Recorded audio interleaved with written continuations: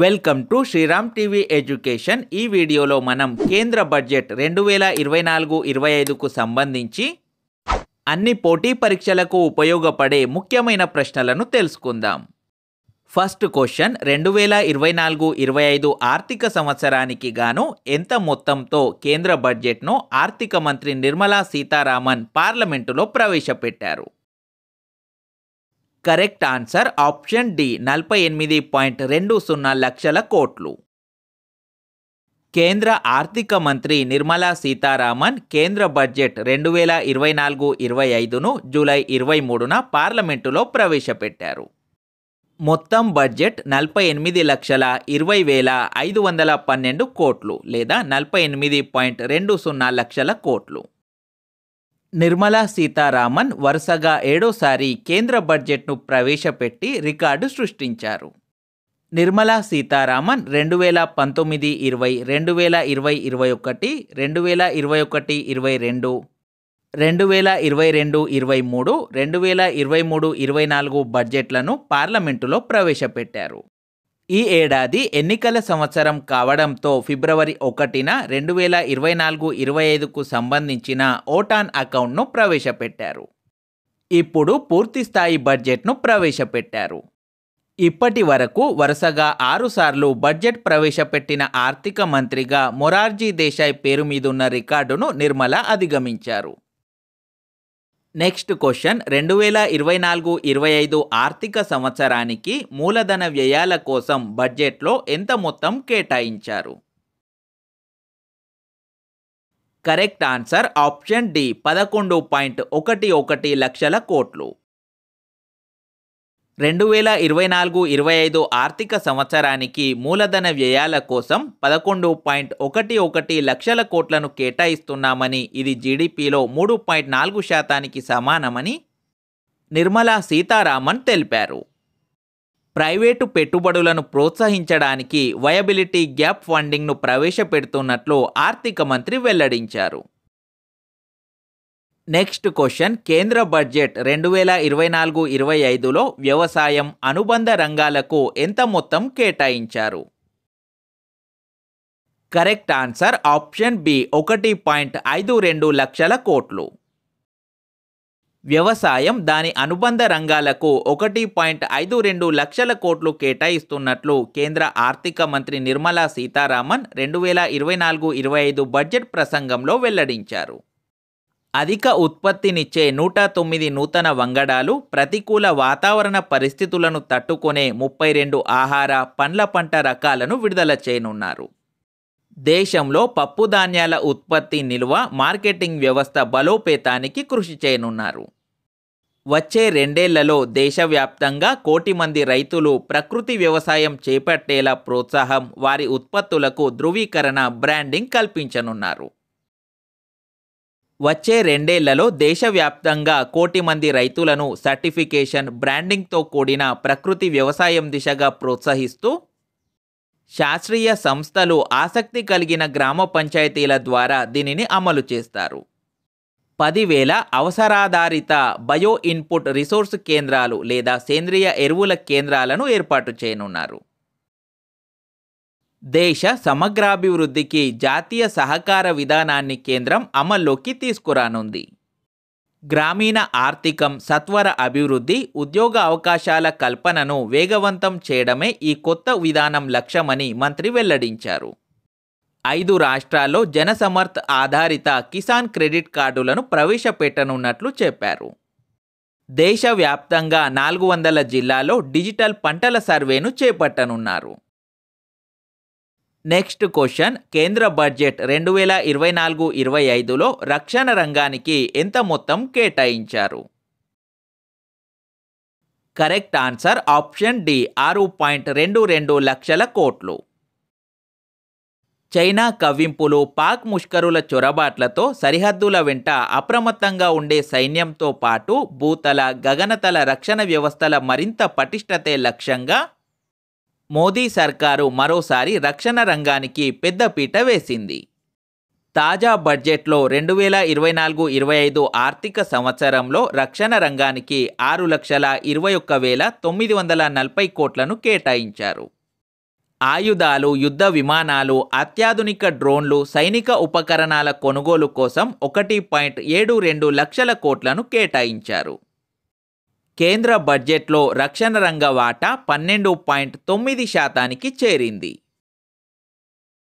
రక్షణ పరిశోధన అభివృద్ధి సంస్థ డిఆర్డీఓకు 23,855 కోట్లు, సరిహద్దు రహదారి సంస్థకు 6,500 కోట్లు, అగ్నిపథ్ పథకం కోసం 5,980 కోట్లు కేటాయించారు. నెక్స్ట్ క్వశ్చన్, కేంద్ర బడ్జెట్ 2024-25లో రైల్వే శాఖకు ఎంత మొత్తం కేటాయించారు? కరెక్ట్ ఆన్సర్ ఆప్షన్ డి 2.62 లక్షల కోట్లు.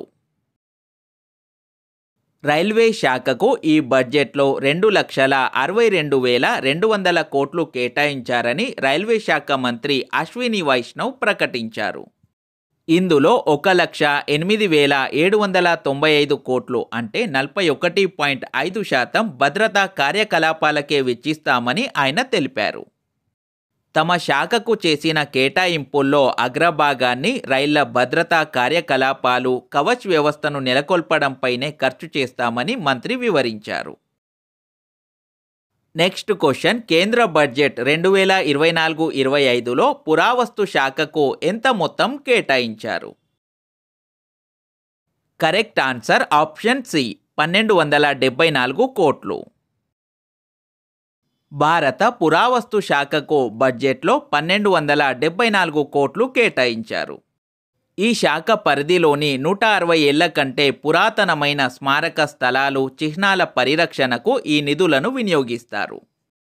ప్రస్తుతం దీని పరిధిలోని 3,697 పురాతన స్మారక చిహ్నాలు, పురావస్తు ప్రదేశాలు ఉన్నాయి. కేంద్ర సాంస్కృతిక మంత్రిత్వ శాఖ ఆధ్వర్యంలో ఢిల్లీలోని భారత్ మండపంలో జూలై 21 నుంచి 31 వరకు 46వ ప్రపంచ వారసత్వ కమిటీ సమావేశాలు జరుగుతున్నాయి. నెక్స్ట్ క్వశ్చన్, అంతరిక్ష సాంకేతికతను ప్రోత్సహించడానికి ఎన్ని కోట్లతో వెంచర్ క్యాపిటల్ ఫండ్ను ఏర్పాటు చేస్తామని ఆర్థిక మంత్రి నిర్మలా సీతారామన్ ప్రకటించారు? కరెక్ట్ ఆన్సర్ ఆప్షన్ సి 1000 కోట్లు. రోదసీ పరిజ్ఞాన అభివృద్ధికి ఊతం ఇవ్వడానికి 1000 కోట్లతో ఒక వెంచర్ క్యాపిటల్ ఫండ్ను ఏర్పాటు చేయనున్నట్లు నిర్మలా సీతారామన్ ప్రకటించారు. వచ్చే 10 ఏళ్లలో అంతరిక్ష ఆర్థిక వ్యవస్థను 5 రెట్లు పెంచడం దీని ఉద్దేశమన్నారు. అంతరిక్ష విభాగానికి ఈ బడ్జెట్లో 13,042 కోట్లు కేటాయించారు. ఇందులో 10,087 కోట్లను అంతరిక్ష పరిజ్ఞాన విభాగానికి కేటాయించారు. కేంద్ర హోంశాఖకు 2024-25 బడ్జెట్లో 2.19 లక్షల కోట్లు కేటాయించారు. ఇందులో అధిక భాగం అంటే 1.43 లక్షల కోట్లను అంతర్గత భద్రత, సరిహద్దులు, కీలక సంస్థలను రక్షించే సిఆర్పిఎఫ్, సిఐఎస్ఎఫ్, బిఎస్ఎఫ్ వంటి బలగాలకు కేటాయించారు. ఆర్టికల్ 370 రద్దు నాటి నుంచి కేంద్ర ప్రభుత్వ ప్రత్యక్ష నియంత్రణలో ఉన్న జమ్మూ కాశ్మీర్కు 42,277 కోట్లు కేటాయించారు. విపత్తు నిర్వహణకు 6,458 కోట్లు, సేఫ్ సిటీ ప్రాజెక్టుకు 214 కోట్లు, జాతీయ ఫోరెన్సిక్ సైన్స్ యూనివర్సిటీకి 80 కోట్లు, రాష్ట్రీయ రక్ష విశ్వవిద్యాలయానికి 90 కోట్లు కేటాయించారు. దేశంలోని గిరిజనుల సామాజిక ఆర్థిక స్థితిగతులను మెరుగుపరిచేందుకు కేంద్ర ప్రభుత్వం కొత్తగా ప్రధానమంత్రి జన్ జాతీయ ఉన్నత్ గ్రామ్ అభియాన్ పథకాన్ని ప్రకటించింది. అలాగే సంబంధిత శాఖకు బడ్జెట్లో గత ఏడాది కన్నా 70% నిధులను పెంచింది. ఈ పథకంతో దేశంలోని 63,000 గిరిజన గ్రామాల్లోని 5 కోట్ల జనాభాకు ప్రయోజనం చేకూరనుంది. ఈసారి బడ్జెట్లో గిరిజన వ్యవహారాల మంత్రిత్వ శాఖకు 13,000 కోట్లు కేటాయించారు. ఇందులో 6,399 కోట్లను మారుమూల గ్రామాల్లోని ఏకలవ్య మోడల్ రెసిడెన్షియల్ స్కూళ్లలో మెరుగైన వసతులను కల్పించేందుకు కేటాయించనున్నారు. పర్యాటక రంగానికి 2024-25 బడ్జెట్లో 2,479 కోట్లు కేటాయించారు. బీహార్లోని గయలో ఉన్న చారిత్రక విష్ణుపద్ మందిరం, బుద్ధగయలోని యునెస్కో వారసత్వ కేంద్రమైన మహాబోధి నడవాలను ప్రపంచ స్థాయి ఆధ్యాత్మిక పర్యాటక ప్రదేశాలుగా అభివృద్ధి చేయనున్నట్లు నిర్మలా సీతారామన్ ప్రకటించారు. 20వ శతాబ్దానికి చెందిన తీర్థంకర ముని సువ్రత్ జైన ఆలయం, బ్రహ్మకుండ్ హిందూ ఆలయాలను సమగ్రంగా అభివృద్ధి చేయనున్నట్లు పేర్కొన్నారు. మహిళలు, శిశువులపై కేంద్రం వాత్సల్యం చూపింది. మహిళా శిశు సంక్షేమ శాఖకు ఈ బడ్జెట్లో 26,092 కోట్లు కేటాయించారు. వివిధ శాఖలు మహిళలు, బాలికలకు అమలు చేసే కేంద్రీకృత పథకాల కోసం 3 లక్షల కోట్లకు పైగా నిధులను కేటాయించింది. పోషకాహార లోప నివారణ, శిశువుల సంరక్షణే లక్ష్యంగా 21,200 కోట్లు కేటాయించారు. బాలల సంక్షేమం, వారి సంరక్షణ సేవల కోసం ఉద్దేశించిన మిషన్ వాత్సల్యకు 1,472 కోట్లు ఖర్చు చేయనున్నారు. గ్రామీణాభివృద్ధి, గ్రామీణ మౌలిక వసతుల కోసం కేంద్ర ప్రభుత్వం బడ్జెట్లో 2.66 లక్షల కోట్లు కేటాయించింది. పీఎం ఆవాస్ యోజన పథకం కింద గ్రామీణ, పట్టణ ప్రాంతాల్లో 3 కోట్ల గృహాలను అదనంగా నిర్మించనున్నట్లు ఆర్థిక మంత్రి తెలిపారు. అన్ని వాతావరణ పరిస్థితుల్లో 25,000 మారుమూల ఆవాసాలకు రహదారి సదుపాయం కల్పించేందుకు ప్రధానమంత్రి గ్రామ్ సడక్ యోజన పథకం 4వ దశను చేపడుతున్నట్లు ప్రకటించారు. ఫ్లాగ్షిప్ పథకం కింద దీనికి బడ్జెట్లో 12,000 కోట్లు కేటాయించారు. పొరుగు దేశాలతో బంధాన్ని బలోపేతం చేయడంలో భాగంగా పొరుగుకే తొలి ప్రాధాన్యం లేదా నైబర్హుడ్ ఫస్ట్ పాలసీ విధానం కింద భారత్ అభివృద్ధి సాయం అందిస్తోంది. ఇందులో భాగంగా తాజా బడ్జెట్లో భారత ప్రభుత్వం పలు కేటాయింపులు జరిపింది. భూటాన్కు అత్యధికంగా 2,068 కోట్లు కేటాయించగా మాల్దీవులకు మాత్రం గణనీయంగా తగ్గించింది. మాల్దీవులకు గతేడాది 770 కోట్లు కేటాయించగా ఈసారి 400 కోట్లు మాత్రమే కేటాయించింది. నేపాల్కు 700 కోట్లు, మయన్మార్కు 250 కోట్లు, ఆఫ్ఘనిస్తాన్కు 200 కోట్లు, బంగ్లాదేశ్కు 120 కోట్లు కేటాయించింది. ఇరాన్తో అనుసంధాన ప్రాజెక్టులపై ప్రత్యేక దృష్టి పెట్టిన కేంద్రం ఆ దేశంలోని చాబహార్ పోర్టు నిర్వహణకు 100 కోట్లను ప్రకటించింది.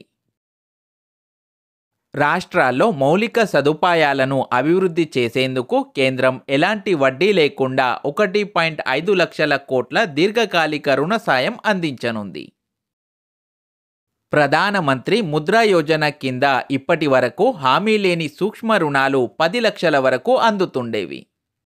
తాజా బడ్జెట్లో ఈ పరిమితిని 20 లక్షలకు పెంచుతున్నట్లు ఆర్థిక మంత్రి నిర్మలా సీతారామన్ ప్రకటించారు. విమానయాన మంత్రిత్వ శాఖకు ఈ బడ్జెట్లో 2,357 కోట్లు కేటాయించారు.